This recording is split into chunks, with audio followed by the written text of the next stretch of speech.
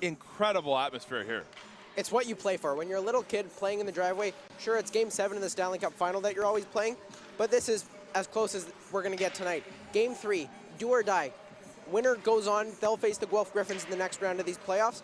It's really everything goes on the line tonight. You can't make any mistakes because at the end of this, we'll know who's moving on to the third round. Laying it all on the line indeed. And you highlighted the goals allowed.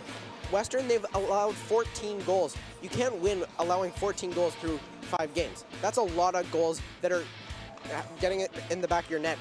You can't find success like that, so they'll have to tighten up if they want to find success here in Game 3 against Ryerson. And not to take anything away from Parasini, who's had an impeccable playoff experience. Looking back on Game 1, though, this was Ryerson's game from start to finish.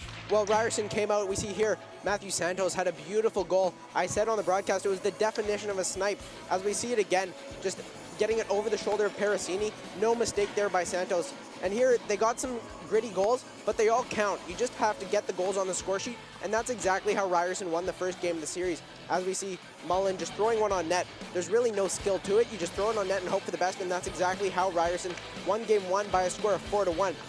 When we look at Game 1, Ryerson, they didn't play fantastic. They were outshot by Western 28-23, but they were organized on the defense well enough that they could have their offense just score random goals, and they found the win. And one of the steps that must take power. Well, at 5-on-5, Ryerson is the better team, and they should know that by now. They've outplayed Western when it is 5-on-5. So if this game is played mainly 5-on-5, I see Ryerson coming out victorious. If Ryerson, again, get 16 minutes of penalties, well, then it's probably Western's game to lose because they have such a good power play. And with that, we look back on the second round experiences that Ryerson's had of late. And let's be honest, the second round of the playoffs has not been kind to them.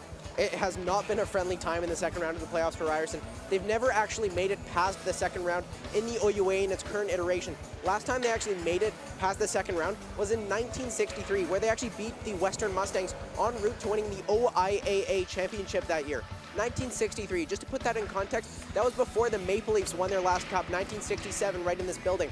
So it's been a long time since Ryerson hosted any sort of trophy or even gotten to the third round of the playoffs.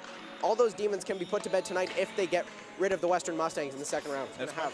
And with that, we're going to throw it to a quick break, but when we come back, it'll be puck drop, the first period, do or die, Game 3, Ryerson Rams, Western Mustangs, here at the Mac, when we come back.